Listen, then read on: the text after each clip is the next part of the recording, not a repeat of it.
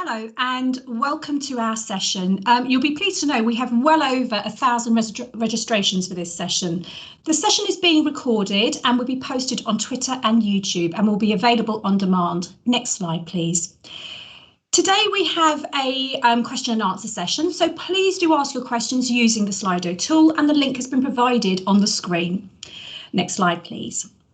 My name is Sharon Machado and I will be providing an overview of ACCA's guide that was developed in collaboration with ECIIA and Deloitte, and it's a guide that's designed to help internal and external auditors in their work relating to natural capital management assignments. The principles, however, can be applied to other sustainability assignments and non-financial reporting ones too.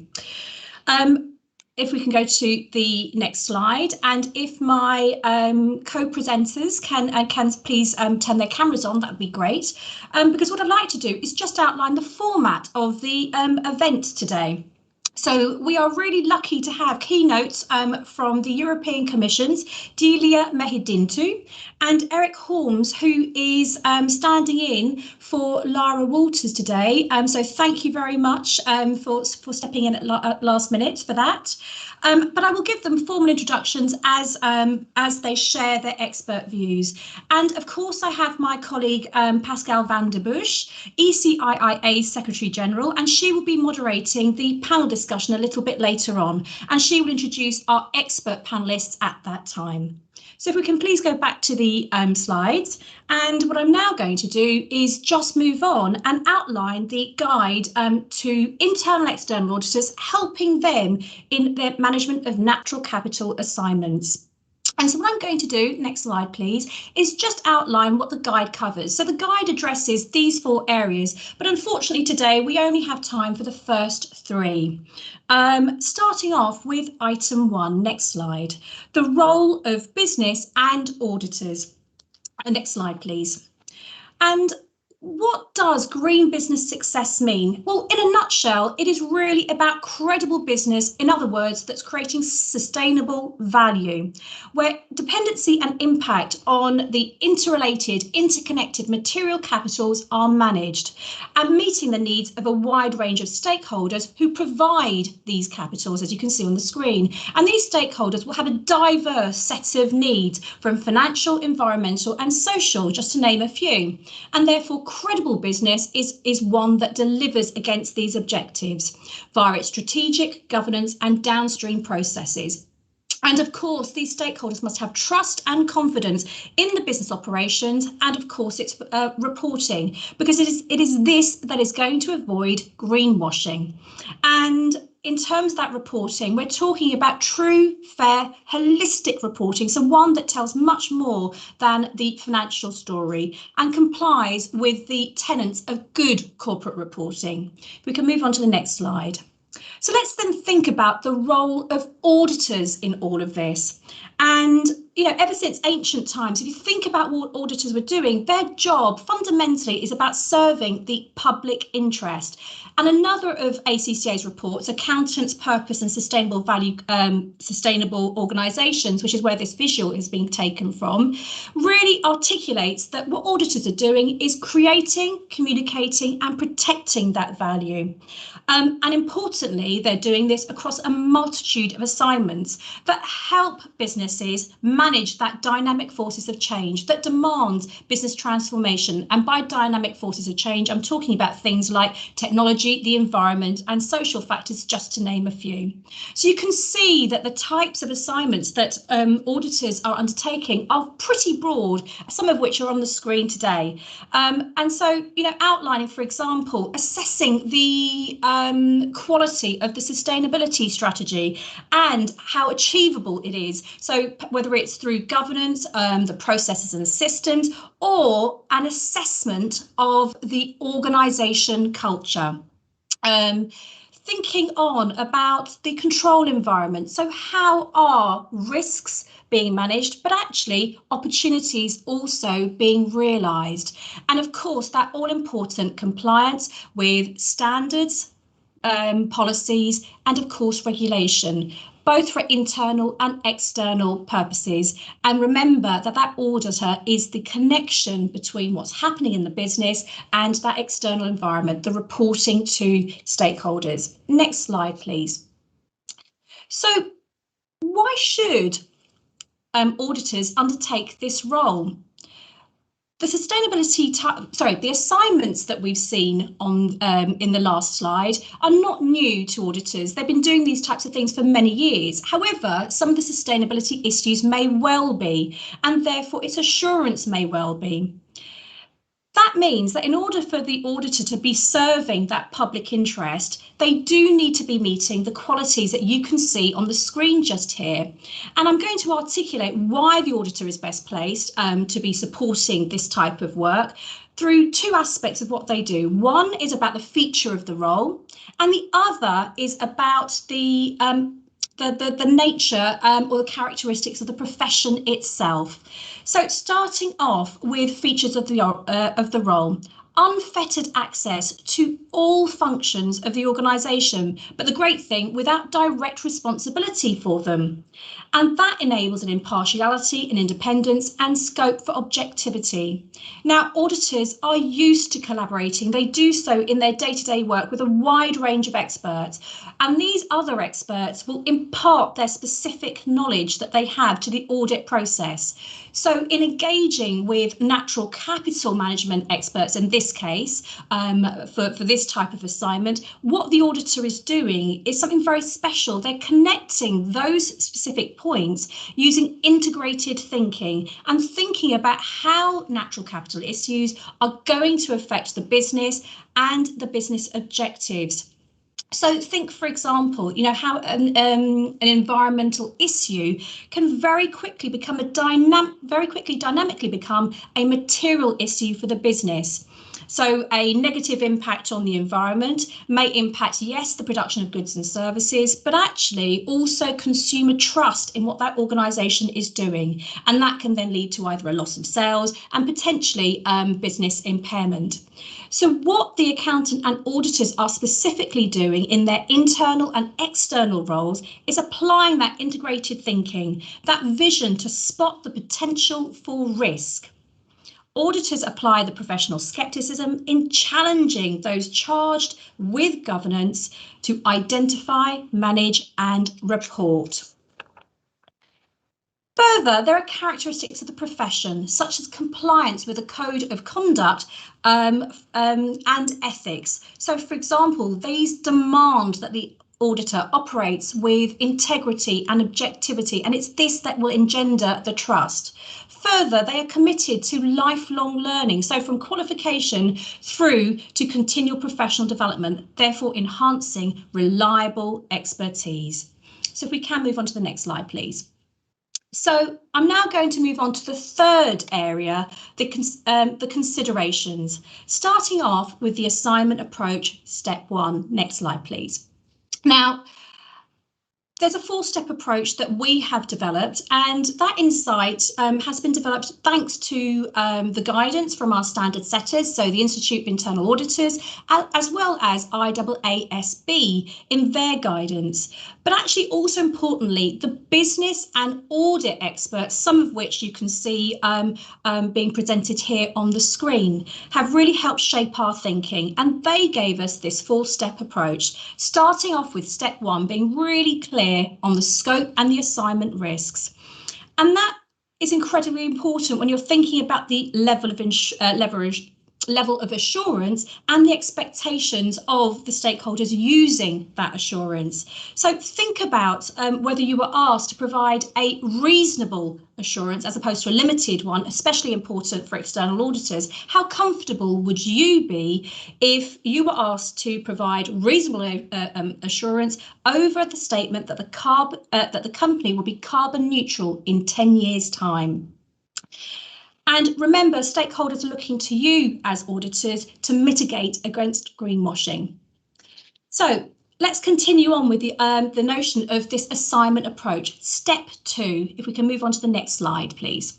So step 2 is all about taking a case-by-case approach. Every assignment is going to be different, and using that risk-based approach through every step of it. And of course, embedding not just the risk-based approach in the audit methodology, but actually also the relevant standards, whether reporting, audit and assurance.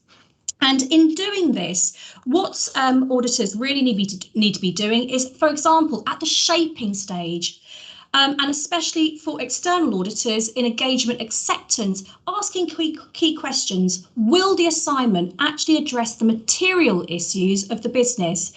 Will it meet the assurance needs of those asking for the assurance itself, so the user need? And what is the likelihood of being able to provide a reliable opinion? And that's affected by a number of factors, not least the nature of the assignment. So recognising factors such as size, uncertainty, subjectivity and complexity, just to name a few. The data requirements, such as access to data and the quality of that data, which is underpinned by the investment of those charged with governance into appropriate business processes and systems. And looking to the support of the organisation from the business leaders who will need to allocate reasonable time and resource for the assignment itself. And all importantly, the management and operation functions who, let's face it, often have the greatest level of insight and eventually may implement any decisions that stem from the assignment findings itself. So now turning to the reporting, audit and assurance standards.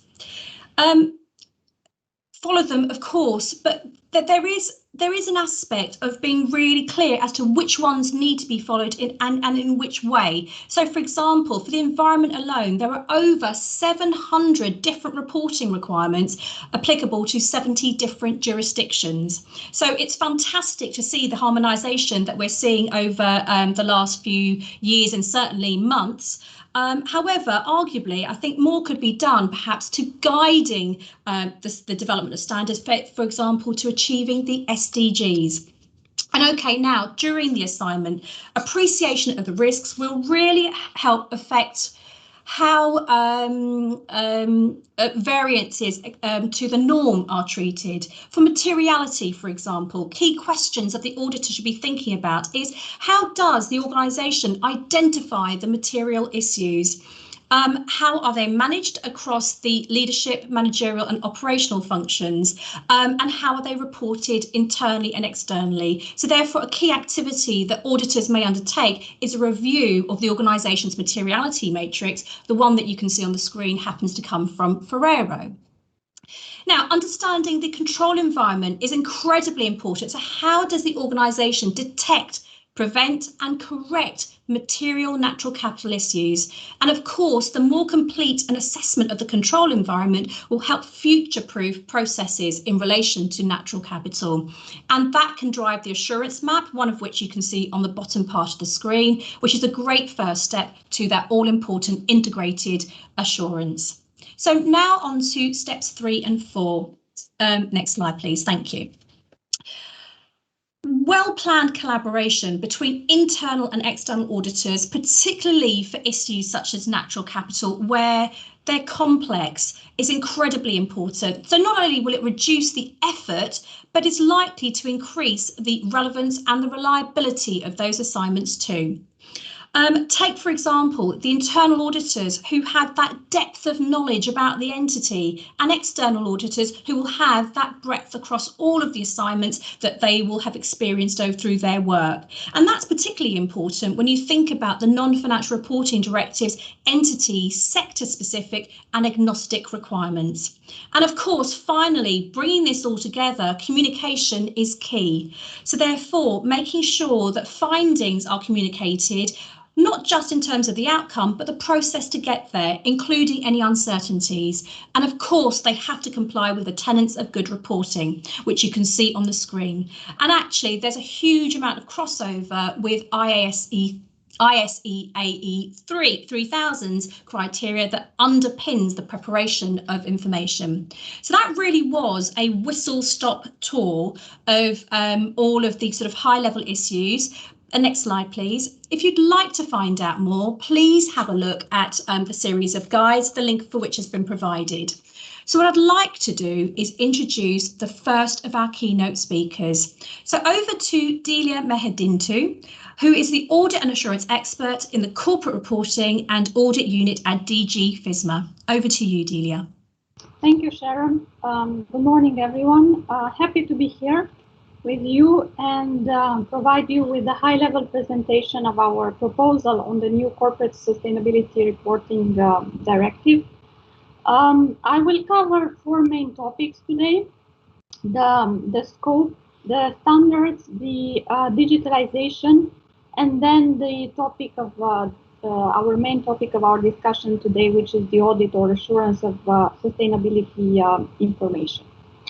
As you all know, the Commission presented the proposal for the new Corporate Sustainability Reporting Directive on the 21st of April. This is a central element of the Green Deal and of Europe's sustainable finance agenda. Its purpose is to revise and strengthen the EU's corporate sustainability reporting rules that were already included in the non-financial reporting directive. Also, one of the main aims is to simplify the situation for companies and for the users of sustainability information. We know that the current situation allows for lots of different standards, frameworks, and expectations, and it showed to be a situation that is quite costly and inefficient for everyone. And the purpose of this proposal is to streamline the situation and avoid costs to go even further. I will start with the first point that I mentioned, the scope. The new proposal goes for a wider scope compared to the previous non-financial reporting directive. It will be applicable to all large companies and to all listed companies, except for micro enterprises. This was sought as a careful balance because we have tried to focus on those companies from whom investors and other stakeholders most need information. And the aim of the proposal is to be proportionate and avoid unnecessary costs, especially for SMEs. Standards. The mandatory EU sustainability reporting standards are one of the centerpieces of this proposal. It is important that these standards build on and contribute to global standard setting initiatives. There is a special regime for listed SMEs. They will benefit from simpler standards. So there will be large company standards and SME standards. The normal or large company standards will be mandatory for all large companies, whereas the SME standards will be mandatory for all listed SMEs and voluntary for all the others, which is the vast majority of SMEs. It will be the European Financial Reporting Advisory Group that will develop the standards that will have to meet certain quality criteria and take into account global standard setting initiatives. Briefly on digitalization, the proposal requires companies to tag the sustainable information to make it machine readable. And this will allow the information in this reporting to feed into the future European single access point. And now I will get to the main topic of our discussion today, which is audit or assurance of sustainability information. For the first time, this proposal introduces an EU-wide requirement for the audit of sustainability information. Based on the feedback that we have got, investors must be able to trust the information that they get. And at the moment, there is a lack of consistency in this area across the EU. What does the proposal bring in this area? The default position of the proposal is a requirement on limited assurance to be provided by the statutory auditor. There are, however, some options and some other elements. One of them is related to sustainability assurance standards. The Commission is empowered in the proposal to adopt sustainability assurance standards, and when that will happen, the requirement for assurance will become automatically a requirement for reasonable assurance. We must say that at this stage, there are no fixed plans for how and by whom these assurance standards will be developed. And from our side, we are looking forward to discussions with interested stakeholders and organizations on that. The proposal also gives member states the flexibility to open up the market to other independent assurance providers if they want to. The proposal equally amends the current audit directive and regulation. The main aim of that is to ensure that the requirements that are applicable to statutory auditors as regards the assurance of sustainability information are clear, and they cover main areas such as expertise requirements, independence and conflict of interest, supervision, and so on. The proposal also requires member states to take up the option to allow opening the market to other independent assurance provider than statutory auditors, to set up a consistent legal framework to the one that is in place for statutory auditors. These are the main elements I wanted to present you about our proposal on the CSRD. Thank you. Thank you very much, Delia, for your insight. And I suspect we're going to have many questions for you a little bit later on. So I'm really glad that you can stay for the Q&A. So what I'm now going to do is pass over to our next keynote speaker. And Erik, once again, thank you very much. You are the political advisor and you will to Lara Wolters, and you'll be sharing insight to your joint work with the Budgetary and Control Committee that strives for a transparent and fraud-free Europe, as well as the work relating to the Jury Committee, which is all about that responsible business conduct. So over to you. Thank you very much, and I have to start with conveying my Lara's apologies for not being here. She was looking forward to this conference. She said she will surely watch it back, but she is expecting a child, and this takes a toll on her energy level at unpredictable moments. So that's the background. There is, I just wanted to start with giving a very quick overview of what you're probably aware of, that there are efforts for progress in the Parliament at multiple fronts.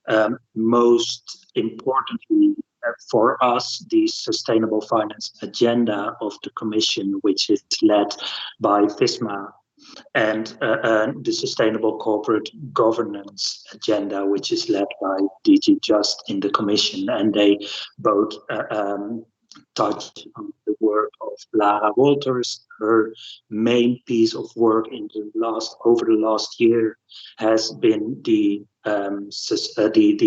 due diligence own initiative report, which gives any company the obligation to take due care over their value chains, and which also gives the possibility for member states to hold companies liable for that. And this initiative legislation by the Parliament will be put into legislation by the Commission in probably June. The other element, and I think the Speaker of the Commission had a very extensive account, is the new reporting obligations that have been proposed by the Commission last week, and they will also be dealt with by the Legal Affairs Committee in the Parliament, and Lara Wolters will also closely follow the progress on that. And on her behalf, I have a few comments on this new proposal, which is now the Corporate Sustainability Reporting Directive. I think some of these comments will sound very familiar to you because it's the point that has been made over and over again when speaking about the NFRD, that more companies should be covered, and that will be done, that comparable data is needed, progress is made on that, and also the definition of double materiality that is included is important because it clarifies that adverse impacts can occur that touch the company, but also adverse impacts can have an impact on the broader society, and it is important to clarify that both are relevant. I think it's also important, especially to your professional realm, that that the proposals close a gap, because we have seen that in the sustainable finance agenda, one of the cornerstones was the sustainable finance disclosure regulation, and this obliges investors to disclose information about investee companies, and these investee companies did often not have the relevant information available, and therefore third parties such as credit rating, sustainability credit rating agencies had to step in to fill that gap. And I think a review of the NFRD enables to fill this gap, and this is not only a regulatory point, but it is also important to channel funding to truly sustainable and responsible activities. So on all these fronts, we see progress. Of course, from Lara Wolters' perspective, there are a few points that can be improved as well. We have some worries about the scope, mainly to the fact that subsidiarities that do not meet the new threshold do not seem to be included. The same for non-EU companies. The Parliament has called an initiative report to include them in the reporting obligations, and it seems they are not. Ideally, the Parliament would also see, well, I cannot speak for the Parliament, but I can speak for Lara Wolters, as she would also like to see a clearer reference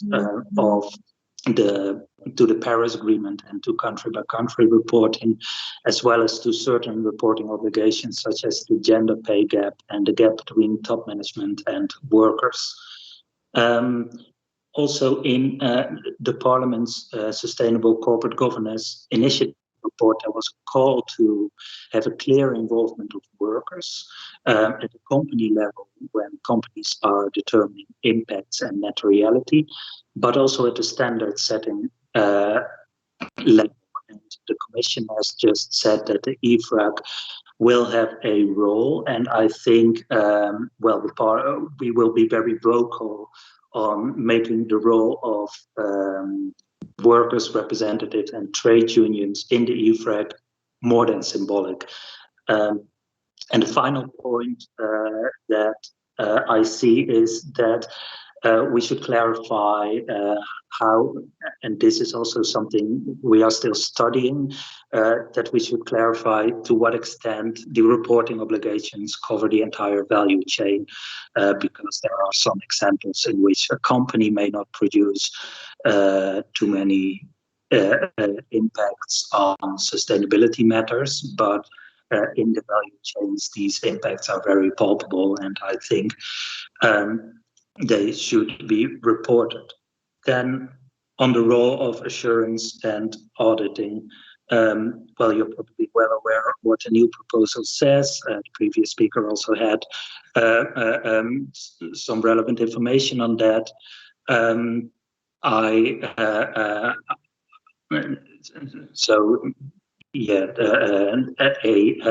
Assurance and audit requirement will be progressively introduced. I think that's the summary of what it says.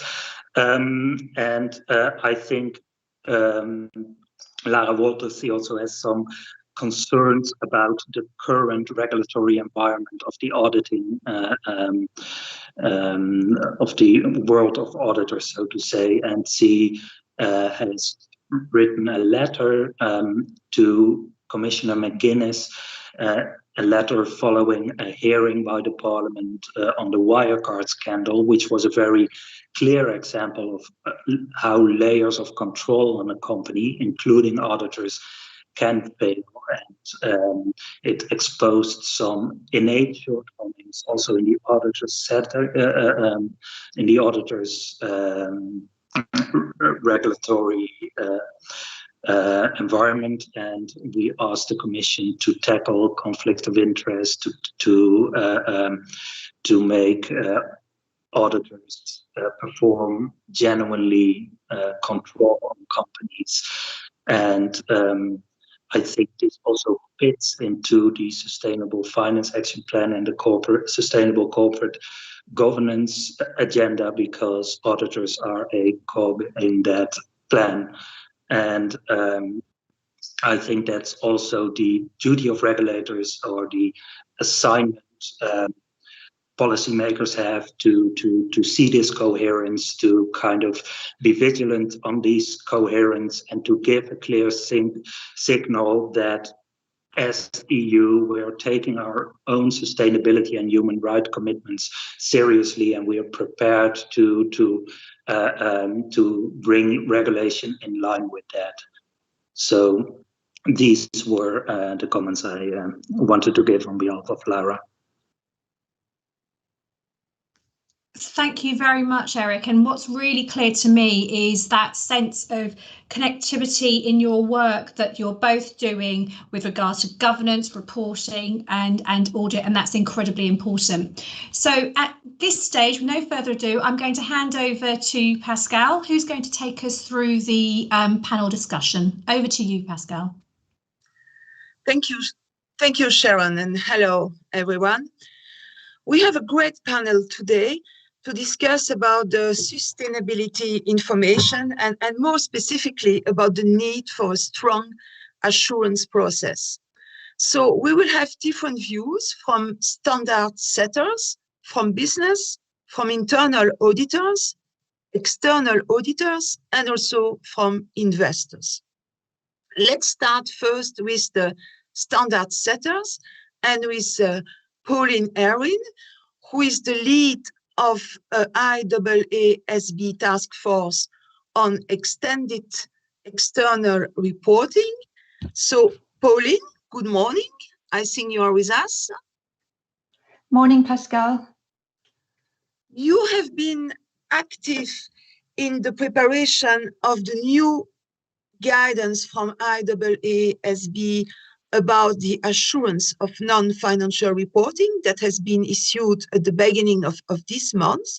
So based on your experience, what are the main challenges to give assurance on sustainability information, and how can we address these challenges?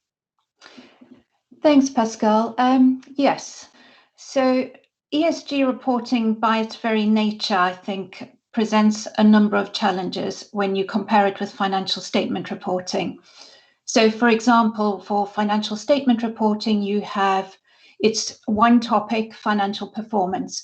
It's largely historical, backward-looking, and largely quantifiable. It also uses generally accepted accounting standards as the rules to prepare and disclose the information, so there's consistency and comparability. And it's well established and subject to regulatory oversight. By comparison, ESG subject matters can be very diverse, they can be complex, there's greater uncertainty, they can be qualitatively expressed and to do with future-looking information. The number of frameworks out there, we all know there are a huge number of frameworks. They are variable, they're not aligned.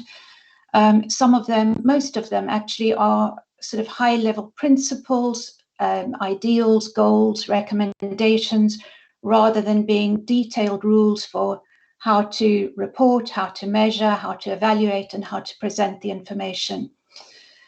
And then lastly, because ESG is still new and evolving, you often don't have the same sort of governance in companies that you may have over the financial reporting. So it can be quite variable. The controls, processes, and so on are not necessarily as robust or as embedded as they would be for financial statement reporting. So all of this can add up to be quite a challenge to assurance practitioners, because it can be hard to know, for example, what the right answer is when there's such great uncertainty, or what's material when, or if there's a material misstatement, for example, when you've got different aspects all included in the same report and there's no way to aggregate those. Also, because companies can select from multiple frameworks or even develop their own criteria, it means that there's greater susceptibility to bias, to selective inclusion or to omission of information.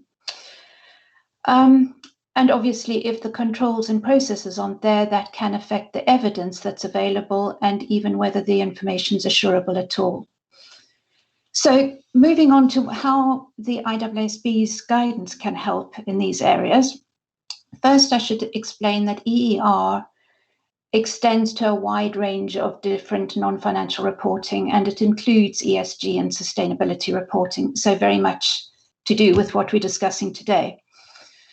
The guidance responds to 10 key challenges that practitioners actually identified in applying ISA 3000, which is the IAASB's authoritative standard. I've touched on some of those challenges, but there were others, and the guidance is structured in 12 chapters to address those key challenges.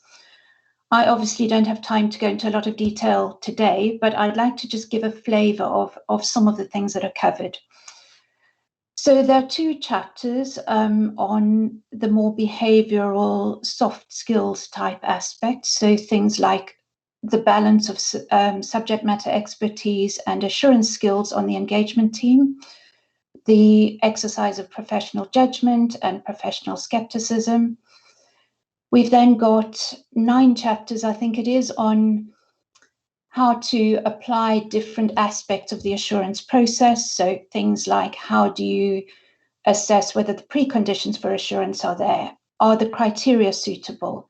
Some materiality considerations, including for qualitative information, and then how to get evidence, including for future-oriented and qualitative information.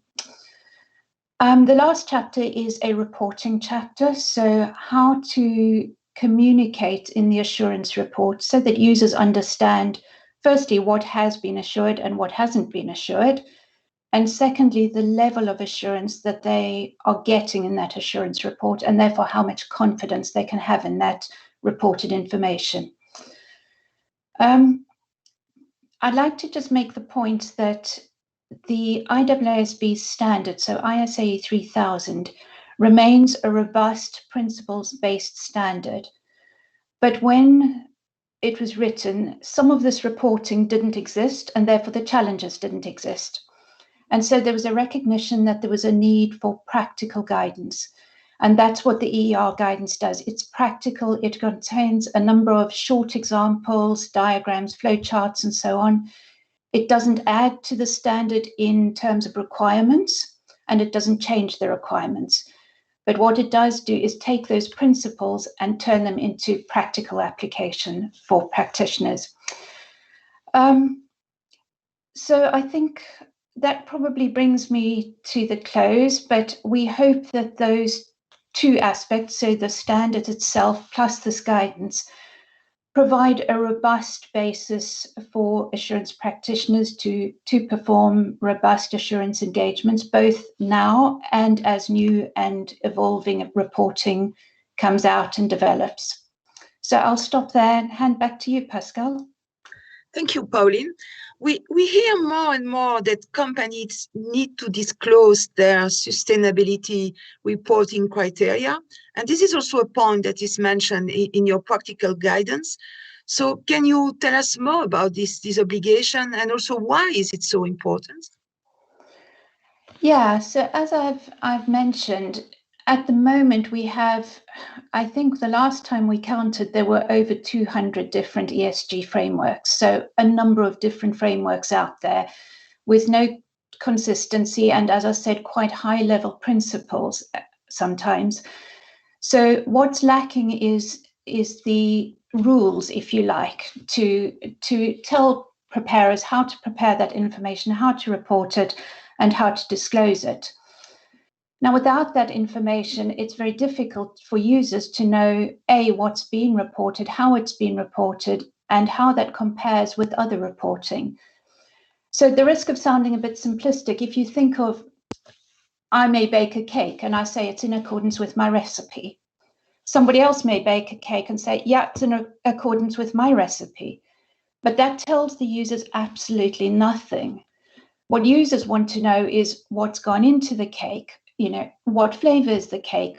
Are there allergens in the cake? Does it have preservatives in that's going to keep its shelf life longer? So depending on the user needs, you either need to have that kind of information available to them to make the decisions they need to make. Or let's say if I was going to bake a cake of my own, I might need the entire recipe with the method and everything. So when we have harmonized standards, obviously that's going to go a long way to making those criteria available. But until those harmonized standards are there, it's really important that users have those criteria available, that they can find them easily so that they know what's been reported, how it's been reported, and they can make their decisions based on what's out there. Thank you very much, Pauline. I would like now to hear the view from the business and to invite Mario Abela to join us. He's the director of the unit Redefining Value from the World Business Council for Sustainable Development, but he was also an observer of the IAASB Task Force on Extended External Reporting. So, Mario, welcome. Thank you, Pascale. Mario, in your organization, you help companies to measure and manage risk, to find opportunities, define competitive advantage, thanks to the environmental, social, and governance information. In this context, what do you believe is so relevant with assurance of sustainability information? Thanks, Pascale, and hello, everyone. Thank you for joining this session, and thanks to the ACCA and Accountancy Europe and other partners for organising it.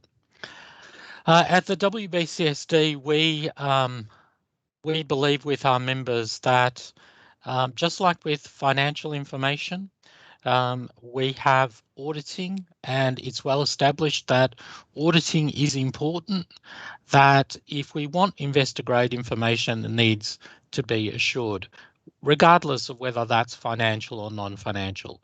If the information is material, is relevant to the user, then it should be subject to assurance. So just to give you a bit of a snapshot of the current state of play, and apologies, I have to read these numbers. We looked at a cohort of 288 companies, some of the largest companies in the world. only 65% of them had sustainability information assured. 81% had limited assurance. 13% had combined assurance, which is limited assurance on the majority of the report, reasonable assurance applied to one or two specific indicators like greenhouse gas emissions. And only 5% had reasonable assurance. 5%. Now, we would be horrified by that number if that was what we had over financial statements. And our position is there should be no difference. If we expect investors to be making decisions based on this, then it needs to be of the same quality. And when we look at market share, we know that just over 50% goes to the big four, who we know have systems and procedures and we know satisfy the requirements of ISAE 3000 in terms of the two requirements to have a quality assurance system and to follow a code of ethics. For the others, we don't know that that's the case, even though that's a requirement standard. So we see in business a preference of price over quality. So at the moment, this seems to be a price game. Companies tend to look for, well, who's the cheapest provider because it's voluntary. So, why would we spend €1 million to have one of the big four do the assurance when a small provider could do it for, say, €10,000? And we see that all the time. And I think the other point, and this picks up on some of the themes the other speakers have made, is that it's an unregulated market. And so what we're seeing is, like any unregulated markets, there are good, reliable providers, but then there are some that basically don't really understand independence, and where what we see happening is more in the nature of consulting. And I think the public interest aspect is absolutely key here, and often it gets forgotten. Just as if you're not well, you would go to a doctor, not an engineer. So if you're needing assurance, I'm not sure why we're having a conversation to say, well, actually, go to anyone, go to an engineer, go to a market gardener, go to whoever you want. And I think partly that's because the accounting profession has failed to engage as much as I think it could have in terms of these new and evolving markets. And I think it is, Accountancy Europe have done a brilliant job in maintaining their position on the importance of the profession to the assurance of non-financial information. But I think more needs to be done. I think we're still relying too much on people understanding what assurance is. And in fact, when we talk to people in companies, they really have no idea what assurance is. It's still seen as a kind of black box. That's why we issued a thing called the Buyer's Guide, really to help companies navigate through the whole assurance landscape. And we found that has been adopted by and endorsed by a number of accounting bodies around the world, including AICPA, Accountancy Europe, and we would implore you to look at that because we think it is helpful, and a lot of people have told us that it is incredibly helpful. There is a question that remains on the table in all of this around governance and how are boards discharging their fiduciary obligations, because companies are making claims and those claims are not always substantiated. So this is leaving boards exposed, and we know from talking to some of the really strong assurance providers that they often don't even get asked to come to, into the board meeting. And we think that's got to change. And there's been some very costly examples recently with Chevron and BP, where the company has made claims that have been called out by stakeholders, and it has been an expensive exercise. So the narrative is changing, and it's brilliant that the new directive really breaks new ground. I think one of the things that perhaps hasn't been picked up by everyone is that the new directive requires sustainability information to be in the financial filing. That's a major change. And because the location of the information now sits within the same document as the financial statements, I think that will improve the focus and the importance of assurance. But that's not going to be the perfect solution, because we know there's still work to be done, because we know 33% of companies, if you look at the Alliance for Corporate Transparency, who looked at 1,000 annual reports, we saw 33% of companies not disclosing their business model. 33%, a third of European companies not disclosing their business model, even though it's required in the law. So I think that signals that this needs to be a combined effort, particularly on the regulators' behalf, to make sure that all companies are doing the right thing.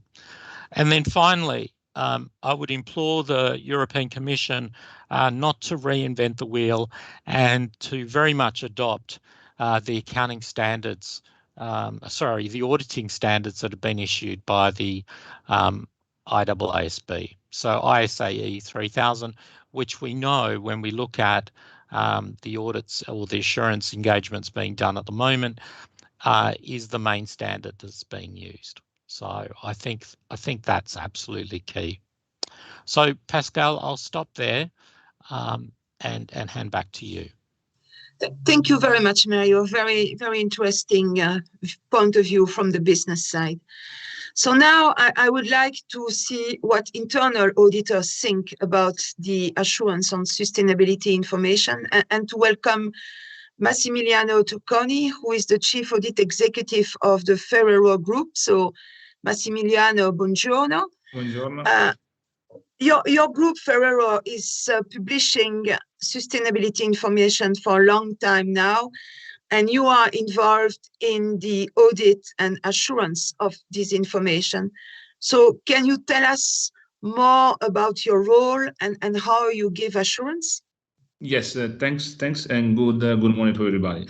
Yes, as you correctly said, Ferrero is publishing the sustainability. Is not a listed company, is a private, but since more than 10 years now is publishing the sustainability report, because it's on top of the agenda of the board and the audit committee. Why is that? I mean, of course, sustainability is important, and why we are as well much involved as an auditor. I think we mentioned this morning that we talk about information and communication at the end.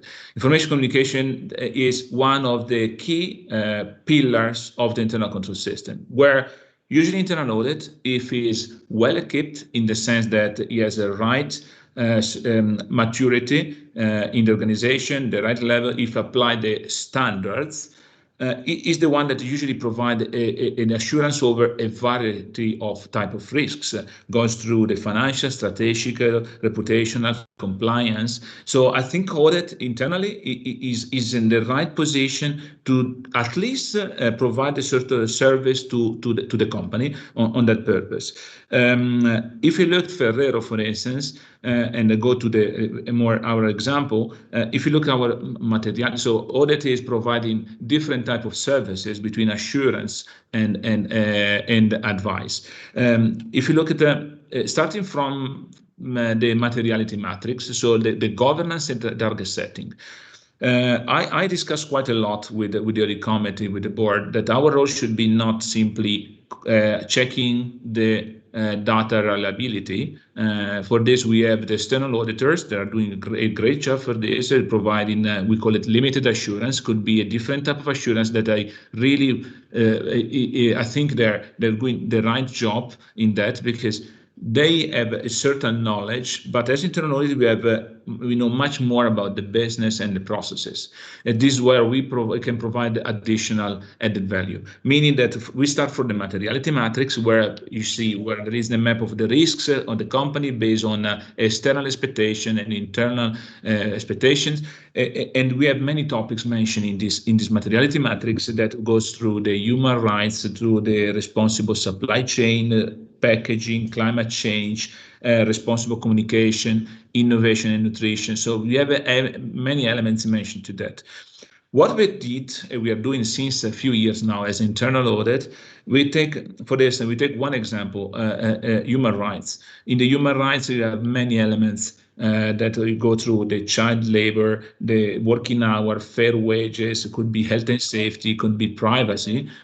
And as an audit, we approach in basically two ways. If we talk about assurance, one is doing dedicated audits, meaning that if you talk about health and safety and GDPR reviews, then we can do it in our plan. There is really dedicated audit on entities at a group level. So we revise the program the company has on health and safety and GDPR, and we do sometimes also some compliance check if there are no any other department doing it. We have a second line of defense, but sometimes on top of this we provide some limited, in limited cases, the compliance to certain legislation, and one, for instance, GDPR. That's part of the human rights. I think is much more important than this is the integrated audits. So every time we do, for instance, a source to pay review, we do it an employee life cycle review, so the HR part. Of course, what we do every time we touch the human rights, for instance, or sustainability topics, we include in our risk assessment and tests. Meaning that if we do one example, or responsible, one of the key topics for us, everybody I think knows what Ferrero produce, from the Kinder products to the Nutella and Ferrero Rocher and many others. One of the key points related to the sustainability is exactly the responsible sourcing. So we buy cocoa beans, we buy hazelnuts in local countries where certain elements, talking about, for instance, human rights, so child labor, are of course very important. So every time we do it, so a source to pay review on raw material, on cocoa, on other type of material, we go through the chain with audit. We do the audit on the sourcing, the traceability, the certification. We do this, call it ethical audits. We understand the model, we assess the model, and we check, really, we do an analysis on the flow to make sure that what we substantially publish in our report is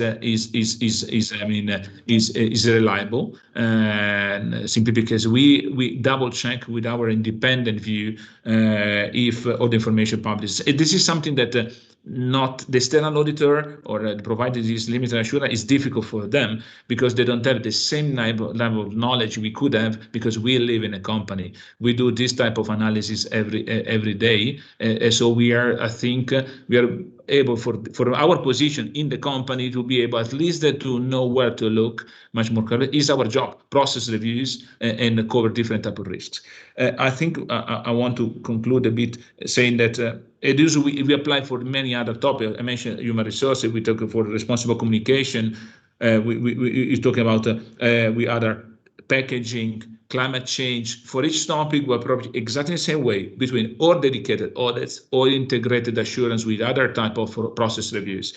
I think the fundamental question is, are we ready for this job? Meaning that I have to restructure a bit my audit department, making sure that I have resource skilled on this to be able to go through our type of sustainability agenda, knowing very well our responsible sourcing strategy, and knowing very well other type of information like climate, environment, like GDPR. So I had to invest a lot to train or to get people from outside with such knowledge. Otherwise, was not able to provide the level of assurance I think is important. So meaning that is a part of the fundamental change.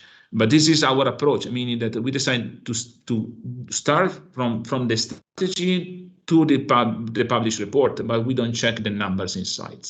That is our at least methodology applied. I think for this group, because it depends on the group you work with, is the right way to do it.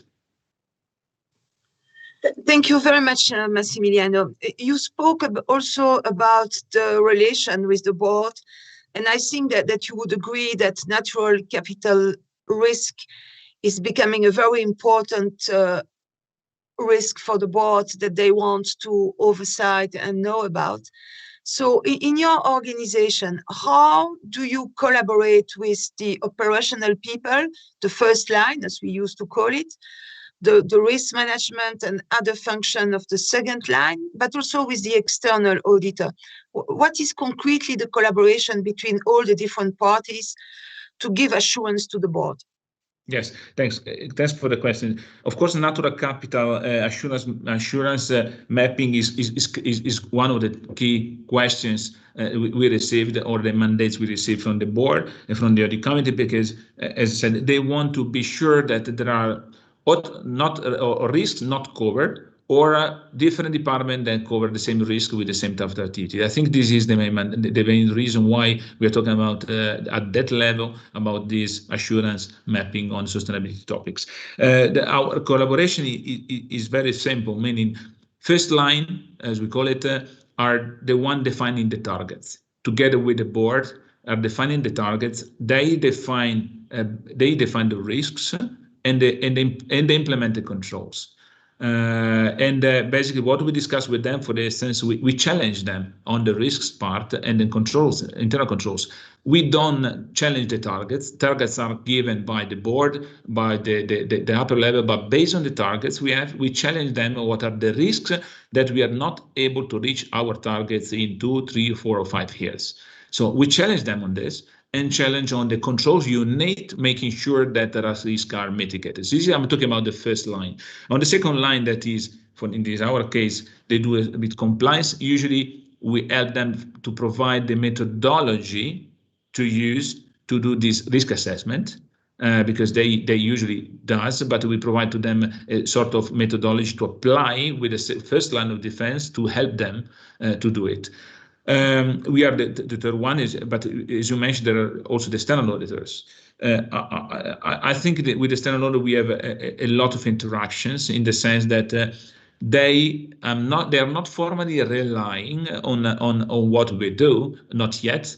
Because it's pretty new, the correlation, because even if we do audit on this topic since 3 years now, very deep, but we are not ready for probably the full reliance on what we do, but we discuss a lot, we share results, and they get comfort that, for instance, certain processes are under controls, because they know that they are at the end certifying certain let's say numbers in our sustainability report, but the process behind this is solid and mature. I think for the moment, in the future, would be to find a way that there is really a formal, probably reliance on our internal audit job. I think in the same way we get comfort that at the end what we publish is I mean, are the right information.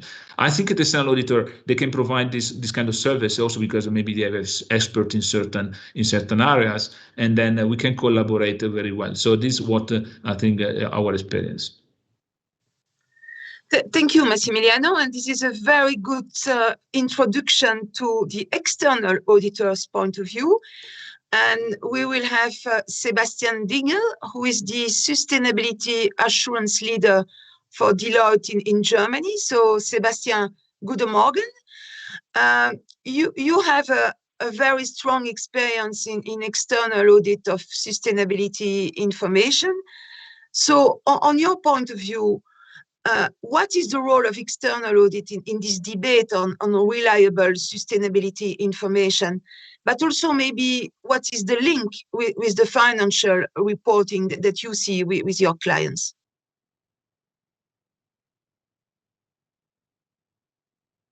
Thank you very much, Pascale, and very happy to share the external audit perspective here. I guess, well, first of all, what we have seen is really a substantial transformation of the meaning and the content of non-financial reporting.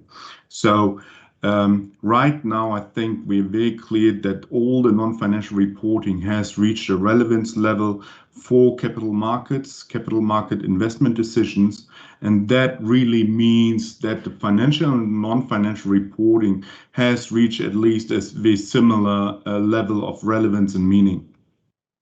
Examples that are being discussed are quite easy to bring to the table. I mean, on the one hand side, we're talking about asset evaluation and whether climate risks have been appropriately considered when defining the really value of a certain asset.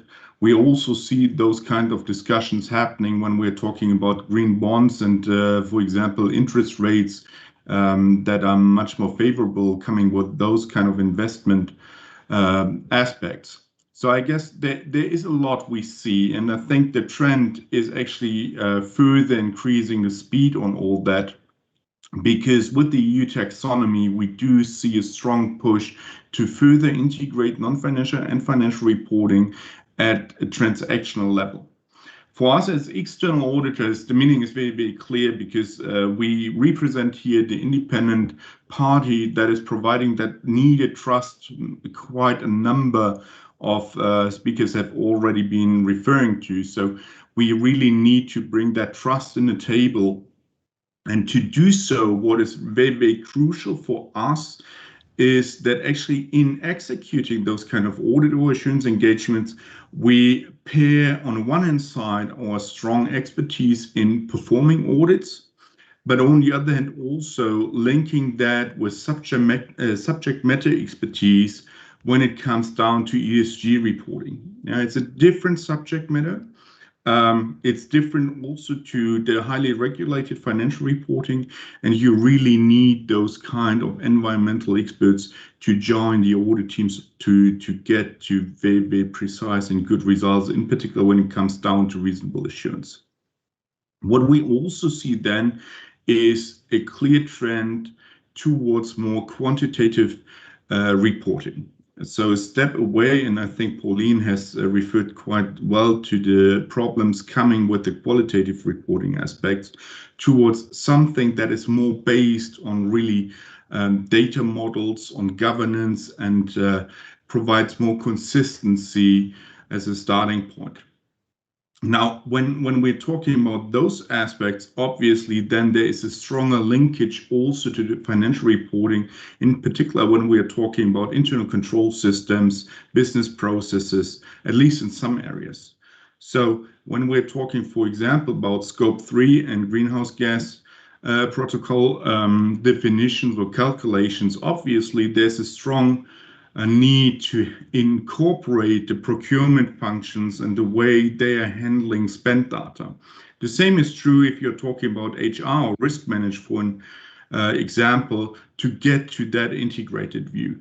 And once again, I think with the EU taxonomy, we will see that growing even further, requiring even further when we're talking about the nice topics of revenue, of CapEx and OpEx, how that is linking financial data and non-financial data. Thank you very much. But based on all the engagements that you have been performing, could you give us some more example about this extension and transformation of the non-financial reporting, but also the need for a strong governance system? Because you have touched upon it. What is your view on that? Now, very happy to have a think on that one. And I guess one good example that jumps to my mind is actually really coming from a real life example. So we were conducting an audit at reasonable assurance level, and per our methodology, we were actually required to then really jump also into the questions of processing and internal controls. And What we had is of course, a number of exceptions in that area because, like Pauline mentioned in the beginning, those areas are not as advanced as the financial reporting stuff. So we were presenting that to the in charge for sustainability reporting, and we're challenged. I mean, challenged is something every auditor is, I guess, quite familiar with. But he asked actually, hey, how come, Sebastian, you're coming up with all those exceptions when our rating agencies and everybody else out there is telling us our reporting is excellent? And I think that is a very, very good point in time where you can reflect the meaning of providing assurance. It is not about the pure extent of what you have out there. It's about the quality you have in that and the reliability. And that is where I guess audit and assurance is kicking in, helping the company and providing trust then to the public. Thank you very much for this very specific example. So let's see now what investors think about sustainability information reporting. And let's give the floor to Victor van Hoorn, who is the Executive Director of Eurosif. Goedemorgen, Victor. Good morning. Thank you for inviting me today. You are welcome. Thank you. So what do you believe is important for investors in terms of sustainability reporting? Thank you very much. I think the way we and our members look at it, the question of data from investee companies is very important. And I think it's very important for two reasons. One, indeed, is the traditional role of investing. You're looking to understand across the broad ESG spectrum, all the factors that may impact a company. Also, increasingly our members are looking at the what I would call the second leg of materiality, which is understanding the impact of companies, on the environment they operate in. But the fact is, we can't see it in, we can't dissociate that from the whole EU sustainable finance agenda that's happened that has been rolled out for a couple of years now already, which is having a great impact on investors, on the investment value chains and the distribution of products to clients. And where you see, if you look at the different legislative measures that the Commission had proposed, I mean, people have already mentioned the EU taxonomy.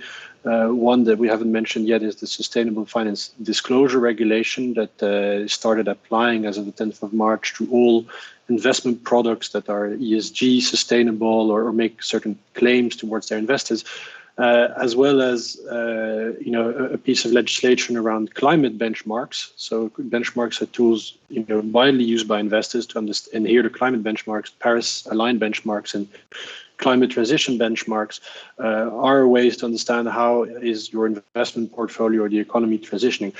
All these pieces of legislation are very data intensive to operate. You need a lot of information from the companies you invest in as an investor to understand how you can report on that, how you can report on your portfolio, how you can report towards your clients, and how regulators are increasingly looking at this type of information. So I think for us, it's really this two angles: is one, how does assured data help us do our role as investors, but also the fact is how does it help us satisfy all the reporting requirements and transparency requirements that are being rolled out in the various pieces of legislation. And I think what's here interesting dynamic to see comes actually, I think, to the previous comment by Sebastian on ESG ratings, which is an interesting one, because what you're seeing, and there was a big demand from investors for the European Commission to revise the non-financial reporting directive. I think overall we were very happy with the proposal, the CSRD proposal, and then the main pillars of it. But what you're seeing is that the investors currently have to rely and will have to rely a lot on data providers, rating providers, to satisfy some of those requirements and to understand what's going on. What they consistently tell us is they're lacking what they would call access to raw data or data reported by companies that is verified of high quality. actually so that they can do their own analysis and do not necessarily always have to rely on those third-party service providers.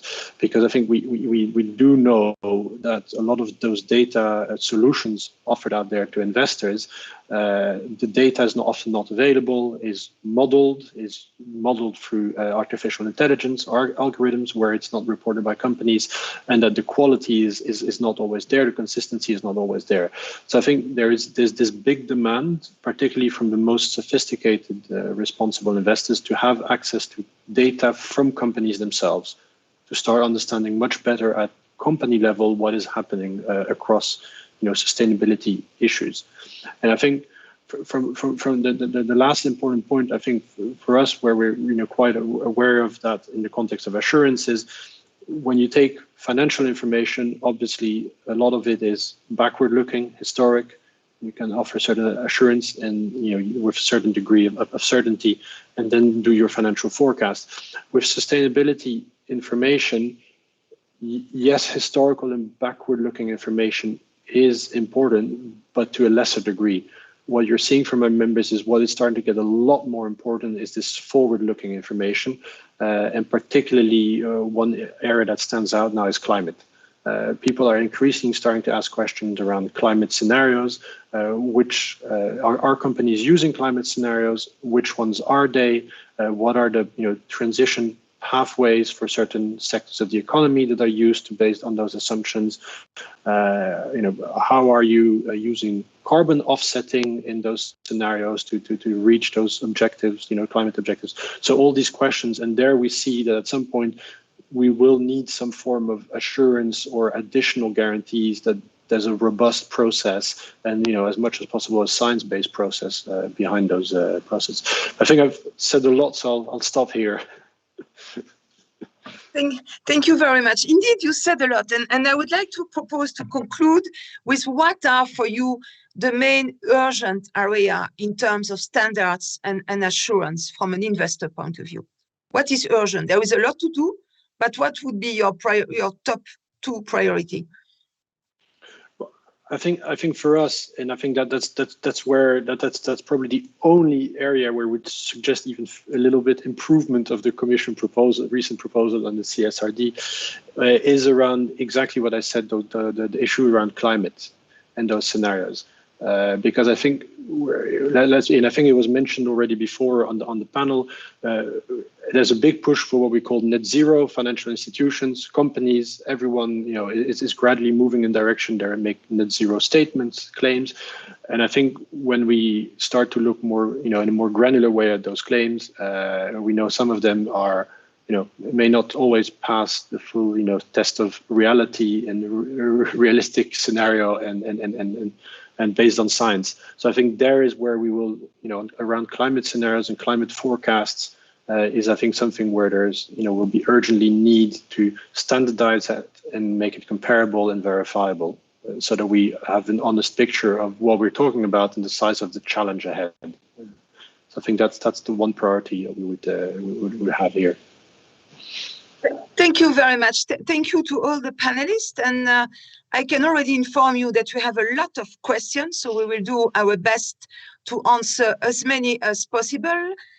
And I would like also to ask Delia to join us to answer the question, because I'm sorry, Delia, but some are really for you. And I will start with you, if you don't mind. So there was a question regarding the draft new CSRD. In the Article 3 of the new directive, it is mentioned that member states must require auditors to carry out assurance engagement of sustainability reporting in accordance with assurance standards adopted by the Commission, and to apply national assurance standards when the Commission has not adopted a standard covering the same subject. And you touch a little bit upon the role of the Commission regarding the standard settings, but apparently the audience would like to know more about it. So what is the exact role that the Commission would play in defining the standards? Can you please tell us more about it, Delia? We're talking about standards, right? just to make sure, to make the correct difference between the reporting standards and the assurance standards. As I have mentioned, the proposal empowers the Commission to adopt assurance standards. Unlike for the reporting standards, where it is clear that there is a mandate for EFRAG to develop those, the situation is a little bit more open for the assurance standards.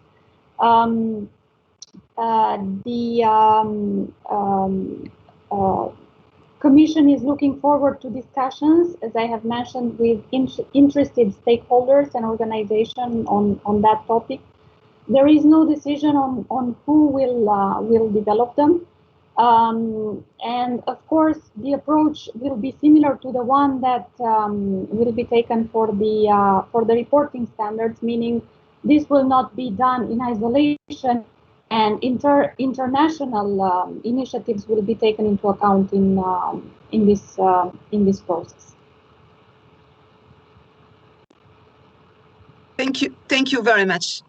I think it clarifies very well the question. Thank you, Delia. We have another question, still referring to the new directive. In Article 3, it is mentioned that the audit directive will be a little bit adapted, and it will include the rules and the requirement regarding continuing professional education, and also the recognition of statutory auditors and firms in order to ensure that they have the necessary level of theoretical knowledge regarding assurance on sustainability reporting, and also the ability to apply such knowledge. So maybe I will ask, first of all, Sharon and Sebastian, what would you recommend in terms of relevant skills for auditors, and how could they develop these skills in terms of training? What is your recommendation? Maybe Sharon first, lady first. Okay, thank you very much. I think one key thing for me is, and I saw some of the questions coming in, so I'd like to touch on this as well, is that audit and assurance aren't separate things. The skills are fundamentally the same in my mind. But the most important piece there in terms of skills development is that important integrated thinking of how financial and non-financial issues come together to affect both the business and external environment. That for me, I think, is that fundamental piece there. And what brings that together, in my mind, are appropriate visionary skills combined with professional skepticism. So thinking about what could go wrong, but also what are the opportunities there? Because I think with many sustainability issues, there are so many positive things that can come out of risk in terms of opportunity. And that for me, I think, is an important piece. The other thing is very much around that role of continual development. You don't get to a membership point and that's you done. It is very much about that onward journey and that love for continual learning for me, of course, with that independence and ethics behind it. Thank you, Sharon. So I would like now to hear from Sebastian. What is your thinking, Sebastian? Yeah, I would keep it very short and simple. I think it's three major points: organizational independence, audit assurance methodology, and subject matter expertise.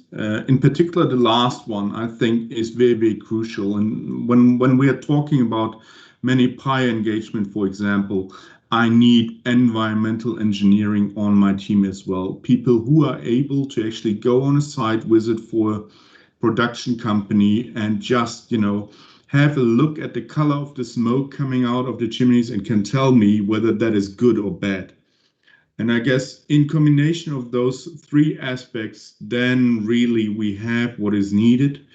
Of course, the expertise depends heavily on, let's say, the complexity of the subject matter. Yeah, so it might be easier or less easy, but I often compare it to whatever we else do. If we are talking about IT, I might need an IT auditor in there. If we are talking about transformation or whatsoever, we need that subject matter expertise. I think that is quite crucial as well, and it's in reality how it works best, at least from my experience. Thank you. I think, Mario, you would like also to give your opinion on this. Yes, just very quickly to underscore some of the points Sebastian was making.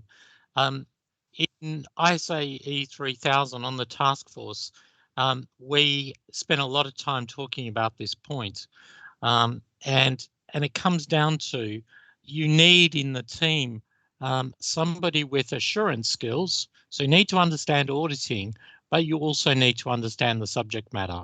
And the other piece of this puzzle that's really important is public interest, because when we've reviewed assurance reports that we read as a task force, we found some very strange things being said in those assurance reports. So sometimes we saw comments like congratulating the company on doing such a great job.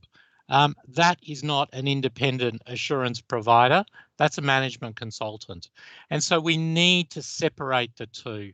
And the public interest perspective is probably something really not understood, because as an assurance provider, you are there to represent the user. You are not there working for your client who is, yes, they may be paying your bill, but you're there principally, like you are as an auditor, you're there to represent the interests of the end user, the investor or whoever that is. Now, that is very different to the sort of relationship you see in management consulting. And I think that's absolutely key. Thank you very much. Victor, maybe you wanted to add something? Yeah, and there's no very short point to what Sebastian was saying on subject matter expertise. I think we also see that as a very important issue. If you look at the fact that companies will be at some point, at least one is the scope of the CSRD, required to disclose aligned with the taxonomy.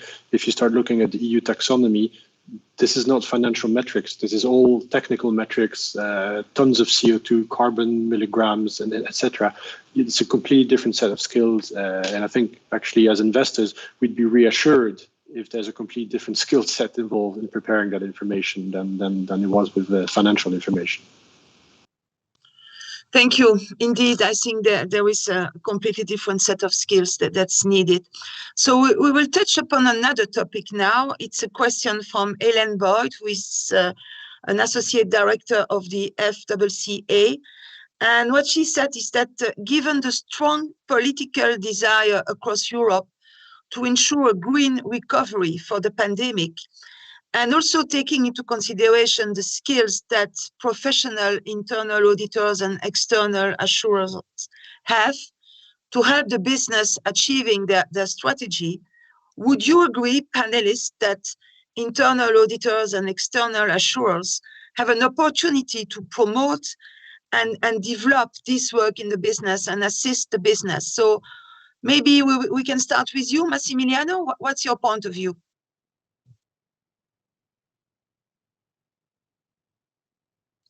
So, sorry, Pascal, can you repeat it? Because I couldn't hear. Yeah, it's about the role that internal auditor, but also external assurers may play in the organization to help for green recovery of the pandemic and to help the company achieving their strategic goals. Well, yeah, yes, for the pandemic approach. I would say post-pandemic. Yeah, I would say on the sustainability topic, you mean? Yeah. Indeed. Yeah. Okay. So yes, for the internal audit point of view, honestly, let's say post-pandemic, what we did as a service, I would say is linked what I mentioned before, meaning that during the pandemic. I would say there are certain controls that were difficult to perform, considering the fact that we were not able, probably people were working from home, we were not able to travel, and there were certain difficulties to provide the same level of assurance. I'll give you an example. If you have external parties or internal audit going in a certain location, I'm referring to what we did mention before. We buy raw materials in a certain location. We are not able to travel. We are not able to go there.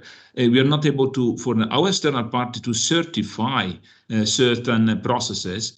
That was one of the challenge. And now post-pandemic, what we are doing, we are making a sort of risk map of what was put under, let's say, difficulties during this period that is not finished yet, and what will require much more attention, because probably we have lost, not Ferrero generally speaking, we have lost certain level of, I'm not so control, I would say visibility of the level of controls applied, meaning that now we are finalizing process by process with the sustainability topics inside this level of potential top 3 to 5 key processes where we need to be put, for instance, from the internal point of view, as a top priority in the next audit plan. We are preparing the audit plan now, and we are now considering exactly this. What are the key attention linked to this? So probably we start to travel much more on certain places because we were not able to provide the same level of assurance. And this is, at least for the internal audit point of view, is one of the priority. I think that for the external auditor, at least in our visibility, that they perform the analysis of they provide the limited assurance on this.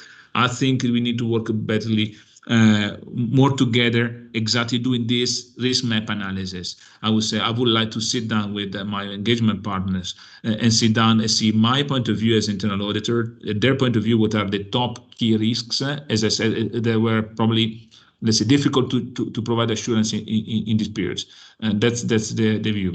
And we have done the same service for other processes, not related to sustainability. Exactly, a level of controls they were difficult to perform by the people first line during the pandemic period. Go through authorization to many other controls, visiting the markets, and many others. Thank you, Massimiliano. I will come back to you, Delia. There are many questions. So regarding the possibility to have independent assurance providers outside the statutory audit bubble, I would say, or outside the audit firms. And I will try to summarize the questions. So one is about what are the requirements for these independent assurance providers? Another one is about how to be sure that the external assurance providers have enough knowledge and similar to the one of the statutory auditors. And last but not the least, how will we be sure that the legal framework that the assurance provider will use will be consistent with the one from statutory auditors? What is your view, Delia, on this aspect? Thank you, Pascale. Member states that take this option that is allowed for the opening up the market to this independent assurance provider, they will also need to set a legal framework that is consistent to the one that is in place for statutory auditor. Main key areas like expertise, supervision, independence, conflict of interest, they will have to be tackled, and as I mentioned, they will have to be equivalent because we want to ensure consistent approaches across the member states, even if this option is in place. On how we'll ensure that, at least at European level and at the level of the Commission, there is work that we're doing on the manner in which the member states have transposed the EU legislation. So when that work will start and will be performed, we will have to make sure that whatever is in place will allow for equivalent framework and for similar requirements for all the providers in the assurance area. I'm not sure I covered everything. Was there something else? Sorry, Pascale. No, thank you, Delia. Thank you. I think you cover the main aspects, and as time is running, unfortunately, I will have to end up with a final question, and again for you. Sorry, Delia.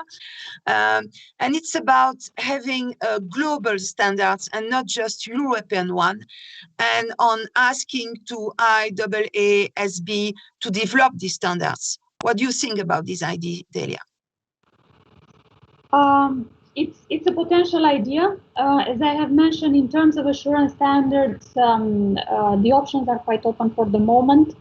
We are looking forward to engage with the different stakeholders and organizations in this area. The IASB is a key one. Of course, we will have to get in touch and discuss.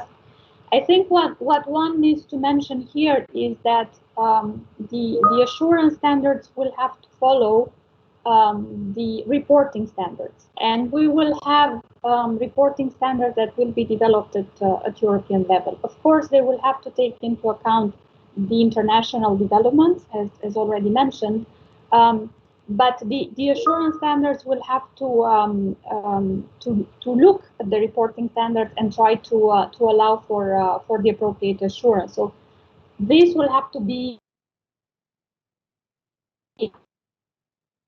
and we will have to find the right balance between the international and European approach, I would say. Thank you, Delia. So maybe, Pauline, you would like to add something on this aspect? Yes, and I'll be very quick. As I said earlier, the ISA 3000 is a very broadly used standard. It's globally used. It's a principles-based standard, which we think is very important because it can be applied to existing subject matters, future subject matters. It's a robust standard. The trouble with having standards that follow reporting standards too closely is that it's only relevant for a little while for that standard. So it can't necessarily keep up, which is why a principles-based approach is, to my mind, much stronger. And as I said, together with the practical guidance, we do believe that it provides a sound package for assurance practitioners. That said, we will obviously continue to monitor developments, and we stand ready to develop further standards as and when we think that's necessary.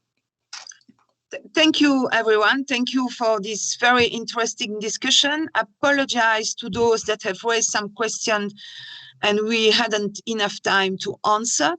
I think we all agree that we need a strong assurance for sustainability information that is reported. It's started, but there is still a long way to go, and I think we will have to keep on this discussion and this working together to make sure that we help all the companies and organizations to reach these objectives. So now I would like to give the floor to Julien Rivals, who is the Vice Chair of Accountancy Europe Sustainability Working Group and who will make some conclusion for us. Julien, à vous. Thank you very much. Hi, everyone. Thank you so much for our keynote speakers and the panelists for the excellent presentations and discussion we had today. I'm sure you have all appreciated, like me, their insights, visions, and propositions. Well, here we are. The CSRD is on the table, and it's definitely a major step forward for corporate reporting. As a conclusion of this webinar, and based on what we have heard today, I'd like to share with you 3 lessons learned from the past, 3 questions for today, and 3 challenges to come. Let's start by the lessons learned. CSRD would not be there today with this level of maturity and ambition without the pioneer companies and auditors that have explored and innovated on sustainability reporting and assurance for more than 20 years. And of course, without the former, the current NFRD proof of concept, I will call it like that, from which we learned a lot. What did we learn? First, we know now that non-financial, the so-called non-financial information is in fact connected to financials. That's why it's proposed to be called sustainability reporting and be disclosed within the management report. This was an option. You have that in mind in the NFRD. It will now be the rule. That changes everything. Responsibilities, reporting periods, consistency with financials, and of course, questions on governance and the role of audit committees, for instance. The second lesson learned is that it's well recognized now that assurance cannot be a choice, because assurance creates trust. It has been said today by all the panelists, which is crucial for stakeholders and the markets. And also because assurance adds value to management and governance bodies. And it has been said also today. But we also now know, that based on the French, the Italian, the Spanish experience on mandatory assurance and the voluntary approaches of many other European companies, that there are 50 shades of assurance. Mario mentioned that a little bit. And we had now to clarify the one we need. The third lesson learned is the fact that it's obvious now that the statutory auditor has a key role to play. It would be a mistake to consider this just as a new field of services for the profession, just because it's not new. A huge majority of companies already rely on their statutory auditor when it comes to sustainability assurance. And because, in fact, what is at stake, it is a deep move towards an integrated approach of audit, and the profession is preparing to that, as very well developed by Sharon in a question she answered. Now, what are the three questions we have for today, and on which we have to continue to work on very quickly? The first question is about the subject matter. What information do we want to assure within the sustainability reporting statement? Do we want to assure the report as a whole? Only some KPIs, or only KPIs or some of them? What about the forward-looking information? So there is a key question which is not precise today on within the CSRD on the nature of the assurance, the scope of what we have to assure. Do we want to assure the compliance of the disclosure with the CSRD or with the future standards, the fairness of the results, the relevance of what is disclosed, the feasibility of the roadmaps towards carbon neutrality, for instance? So you see that there are many questions on the table, and we have to answer them. I've also heard Massimiliano. There is also a repartition and cooperation to better organize between internal and external auditors, for sure. The second question we have now is the question of the work effort. We talk a lot about the level of assurance, but in fact, behind that, there is the question of what is the appropriate quantity of assurance work to provide. Not too much, because it has a cost, for sure. Not too limited, it would not create sufficient added value. And I've heard, of course, also Mario saying that he would be horrified by an insufficient level of assurance on financials, and he is expecting a similar approach for sustainability.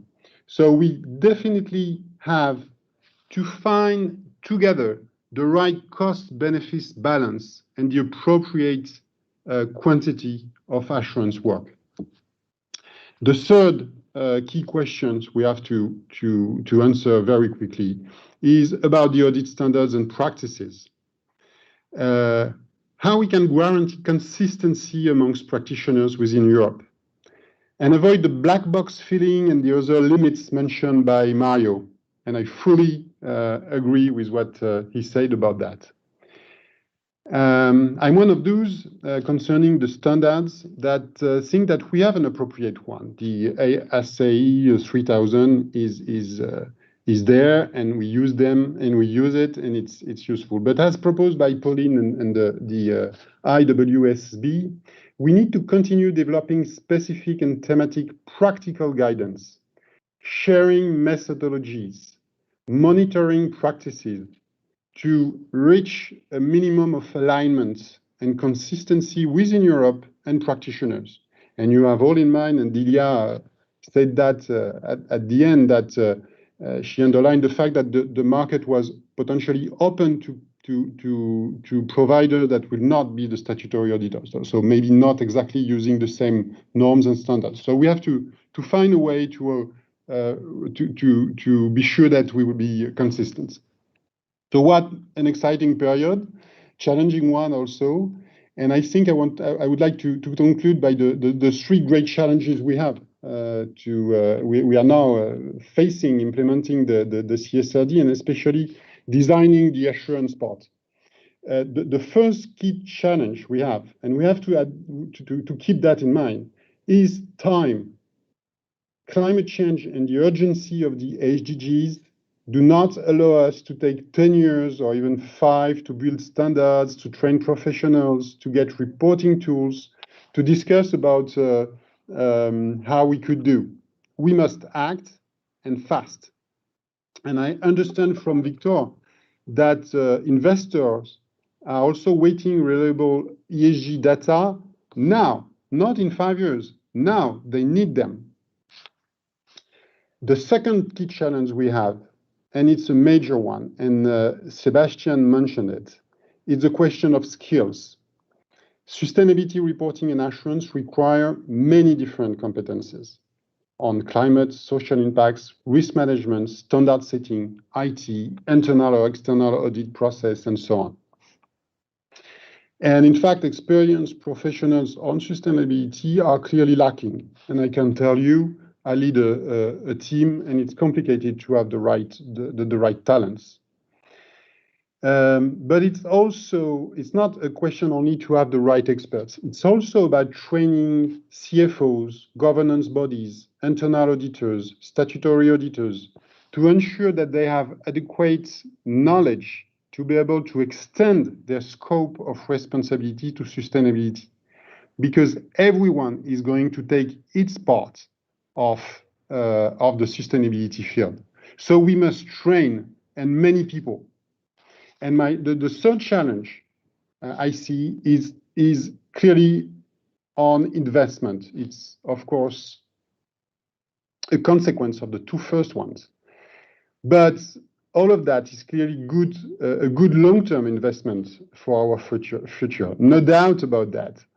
But in the short term, significant investments will be needed to design standards, to implement reporting processes and tools, to develop audit capabilities. We must invest. And all together, each of us in our scope of responsibility. At Accountancy Europe, and within our profession, within our accountancy and audit firms, we will take our part of that challenges. You can count on us, because we are convinced that it's our purpose. Someone mentioned something about our public interest and the role we have to support the public interest. We have a precious social role to play between companies and stakeholders to create trust and to support a more sustainable economy. We have been much involved these last years, like every organization that are present with us today. And I think I can tell you, we are CSRD ready, but there are still a little bit work to do to be completely operational. Thank you very much for your attention, for your attendance today, and we keep in touch. Have a good day. Thank you very much, Julien, for this very inspiring conclusion. So I think we have demonstrated today that we need to collaborate, we need to build together new expertise, We need to work together to deliver trust on sustainability information. I think we also mentioned that we will need a very strong governance system to achieve these objectives. And last but not the least, a global solution for the standards would be helpful for all the organization. So let me thank everyone that has participated today. Thank you to all the speakers, and thank you also to Accountancy Europe and ACCA for your very strong logistic support for the event today. Thank you to everyone and have a good lunch. Thank you. Thank you to everyone. Thank you. Bye-bye. Bye-bye.